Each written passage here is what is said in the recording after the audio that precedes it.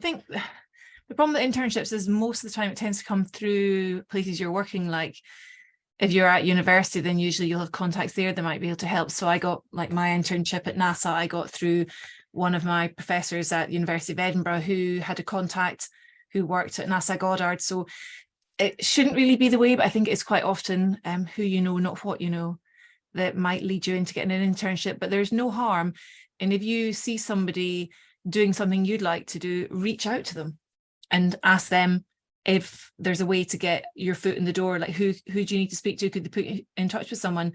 So yeah, I think there's no easy place to find somewhere. There may be some posted around, and some like New Scientists, for example, may have something in the jobs board. But I would say if you see somewhere you'd like to work, then reach out to them directly and see who you can hopefully speak to get your foot in the door. I hope that helps. Thank you. I think the obvious next question is, Ravi, do DTN offer internships? I'm afraid not at the moment, specifically because we're partly in the Netherlands, and with shift work, it's very difficult to encompass work experience within that. But I'd actually echo what Kirsty says in that asking people directly, do you have a work experience program? Can I just come and shadow you for a couple of days? That's one of the best ways of doing it. I think when I was a student looking for internships as well, I think there was looking at things like the Met Office jobs board, or even the RMET's jobs board as well. I know the Met Office offers work experience programs. There's always internships going on there, but yeah, I think just directly asking people, look, can I shadow you for a couple of days? Can I do some work experience with you? That's probably the best way of doing it, because it shows that you really have an interest in it and you really want to be proactive about trying to get an internship and a leg up. Matthew, have you got anything to add about the internships that you were able to do? Yeah, so a couple of mine I got from a university job board. This is something that Edinburgh Uni has, but I can imagine most universities have that as well. So they should hopefully update them, and quite often they're more specific to internships just because it's university students who are applying to them. But yeah, I think the asking people is really helpful, and especially while you're at uni, you quite often lecturers will want to have people over the summer to help them with their research as well.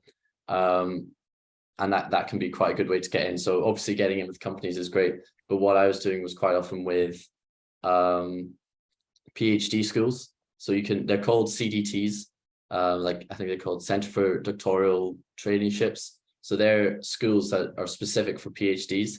So it's kind of like a little group that all do a PhD together, and quite often they'll do summer internships. So if you can look for them, each school will have a sort of different focus. So there's like statistics ones and Earth observation ones, which are ones I did, and they'll have a lot of the time a sort of specific internship with that as well. I quite often offer to do menial work for them, like filling in spreadsheets and that kind of thing, to make it worth their while. But that is okay, because once you're sat next to people, even if the work you're supposed to be doing is boring, if you're sat next to people, you can ask them questions about their careers. I'll just add, some of you are already at university, so if you're already at university, ask your lecturers in the modules that are kind of related. So we get loads of emails from companies every day wanting to do projects with us, and a really good way for lecturers to be able to interact with companies is through sending a student for a summer placement or a project. So I think just don't be afraid to ask people. No one will be rude. Well, you might get one random rude person, but generally people are nice and interested and want to help you. I think it's possible to do it without, for example, there's quite a lot of climate science journalists now who won't necessarily have quite a strong maths or physics background. They've maybe come in more from the English creative side. So there will be some climate scientists who are journalists by background rather than scientists. And also there are weather presenters there who don't have the maths and physics background. They've actually come from presenting and have proven good on screen, and then they've gone and maybe done some courses at the Met Office, but they don't have the necessary A levels. So it's trickier. You know, if you can have the maths and physics, it will make life much easier, but it's not impossible. Thomas and Ravi, don't Reading do a pre-university year. I can't remember exactly what it's called, where they can. Foundation year, I That's think. the one. but Yeah. Yeah. I had some friends do it. And yeah, it's basically if you haven't done the A levels, I think the gist of it is if you haven't done the A levels that you would need in, for example, the expected requirements that they have on degree applications, then you can get to do this foundation year, which gives you a background in pretty much all the subjects you need to then get into the degree you want. Yeah, and there certainly are people who are working in the field with a geography background as well. Ravi, I know that there were people at Meteor Group previously, and certainly came across people who are working there with a geography degree at a time when the Met Office wouldn't take people with geography, but Meteor Group would, I think. Is that still the case? I think it's the case in terms of if you can show that you've got the meteorology knowledge, then you'll be accepted. Pretty much, I think obviously the easiest way is just having a meteorology degree, in which case obviously maths and physics are needed. But then if you can just show, if you don't have that degree, you have the knowledge of the weather and climate and you're able to communicate it clearly as well, then there is always the pathway into meteorology that way. Yes, absolutely. There are lots of people on the course who only speak English or who are from a different country and have strong English but don't have any German at all. And the courses are taught in English. My master thesis was written in English. On the other hand, it's certainly very nice to have German and be able to interact with people outside the course. Things like orchestra or running. I think it has helped a lot, but it's definitely not necessary. I maybe have one comment that everything is more complicated after Brexit. Yeah. So also for me in the other direction, things like residence permits take a long time, and I imagine it's also the same if you're going to the UK. Sarah, do you see many people coming from abroad to come and work at UEA? Hi. Personally, I haven't got heaps of experience with that, but my partner is actually South African and he's doing a PhD at Queen Mary University of London in natural flood management. So he went through the process of applying for scholarships. It's a lot more complicated than the process I had for getting a PhD. But for him, it was a case of reaching out to a lot of academics at different institutions, and then having to come up with a proposal and applying for Queen Mary in particular, applying to Queen Mary for funding. So it's a lot more complicated, but I do know a lot of people. UEA specifically, I think it's a bit harder for international opportunities at postdoc, like post-university undergrad level, but it's definitely possible. Emily, amongst your cohort, are there any international students? In my current cohort, no, but in the newer SensiTD cohorts, there have been more international students. I think more recently there was a change with NERC applications where people outside the EU could apply. So I think it has become more open in order to apply to like NERC-funded PhD studentships. We've had a very specific question, I think, about something that you said, Emily, which is what is a nested grid model? Yeah, sorry, I skipped over that because I thought we were running out of time. So a nested grid model is basically we can take the current model we have and select an area that we find interesting and model just that area at high resolution, but leaving the rest of the globe at a coarser resolution. So it reduces like the computational cost of running the model. So we can run the model at much higher resolution for just a small area, but still retain information for the rest of the world, but it's coarser. I mean, certainly from my own personal experience, I went straight from a PhD, from a physics degree into a PhD in meteorology. without really knowing any meteorology beforehand. And for me, I would say that was probably a mistake. I would never have ended up doing the PhD that I did if I'd known more about meteorology beforehand. I would probably have chosen a different topic. But I don't know whether any of other speakers who are still around have got any advice about that, about, you know, about doing a master's, about doing about getting work experience. What's the best thing to do? I think, like Brendan, it sounds like the perfect point to think about it when you've still got a bit of time if you're in second year. But I would think about maybe what you want to do at the end, and maybe contact some companies to see what they require. Because masters are also very expensive at the moment, right? It's going to be quite a big investment. So if, for example, these insurance careers I talked about, the grad schemes, if you have a good BSc degree, you wouldn't need to do that extra master's training. That would be done within the graduate scheme and on the job. So although it might be super interesting, you might not need it. And similarly for things like PhDs, I think work experience is definitely a good idea before you start that, because I think it's not, most of us, I think you start one, don't really know what we're getting into.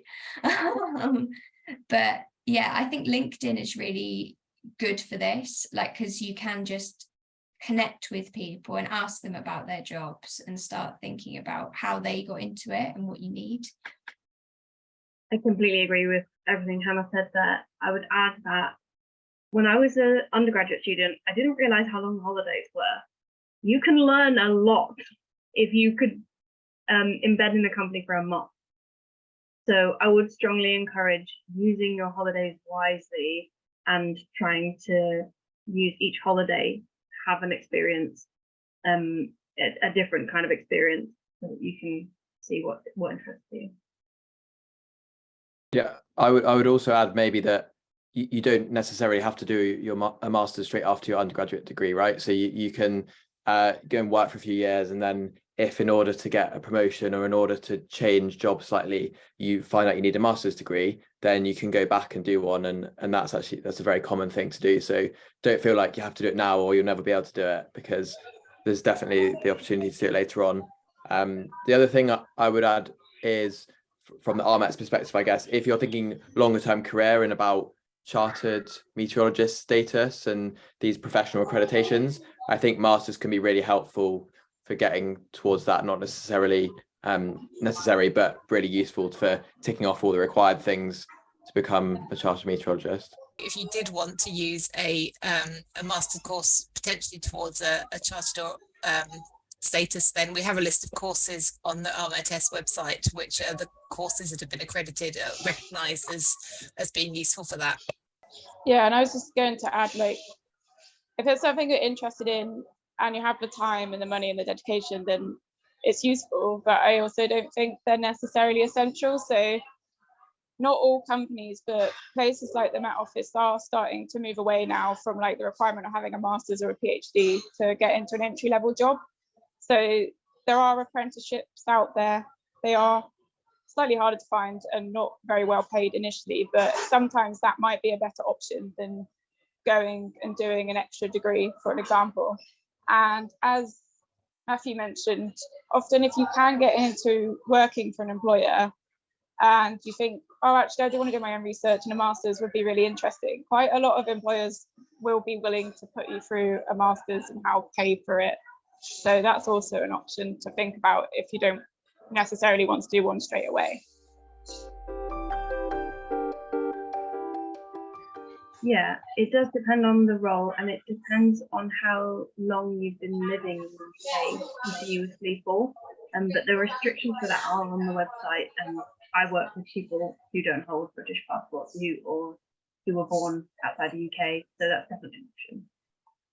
Yeah, I was going to say the same. And the requirements seem to change quite often, so it's worth checking back each time. And if in doubt, just email HR, but they will get back to you. If they don't get back to you, it's because they're busy, so just email them again.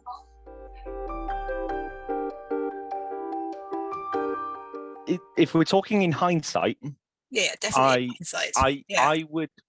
I would say, yes, there are certain subjects that are worth kind of maybe leaning towards. So maths and physics are really, really useful, as we've seen.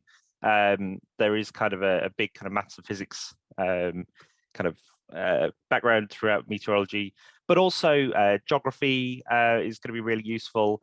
Any kind of science subject is going to give you the building blocks that you need for the kind of those almost logical kind of skills that you can then develop from there. But honestly, the biggest piece of advice is take subjects that you enjoy. One thing that I've kind of learned kind of through my career so far is sometimes I've thought too far ahead, and I've certainly when I was taking my A-level choices back then, I thought I wanted to study medicine. That was my big dream, and I took my choices based on what I thought I needed to study medicine.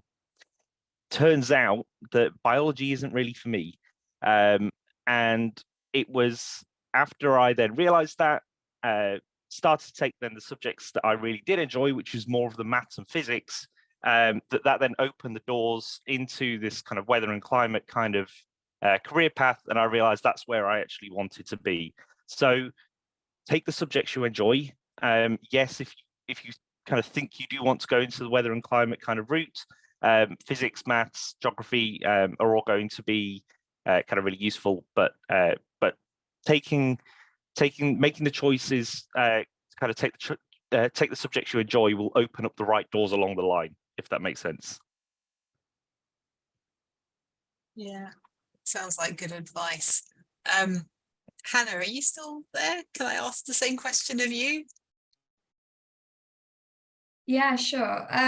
Yeah, no, I agree with everything Dan said. I think it's really hard to decide what you want to do so early. I think one thing that I didn't do with hindsight, I was only thinking about the very next step. So at the point, I think I knew I wanted to go to university.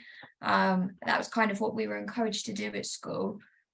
But I didn't really think at all about jobs and what I might want to do at the end of it. So the fact that people are coming to this event to start with, and you're thinking that, oh, actually, I might want to do a job in weather and climate, I think is already a very good step that you've got all this information. Because in a way, I closed, similarly to Dan, I closed options down to myself because I don't even have a geography GCSE or anything like that, because I just didn't realize that would be something that would be very useful for weather and climate. Turns out not at all critical, but if I'd have thought further forwards and started thinking about, well, what about after university? What about these jobs that I'm going to have to do for a long time? And then asked a careers advisor about that rather than just randomly picking things I liked. I think that might have helped. I guess, Dan, you've probably applied for a PhD most recently out of all of us. Yeah, so that's quite a tricky question, because it really depends where you're applying to. One big difference between applying for a PhD as opposed to an undergraduate course is you don't have this kind of standardized UCAS application where you fill in the same things and send it off. There will be certain elements that will be the same across the board.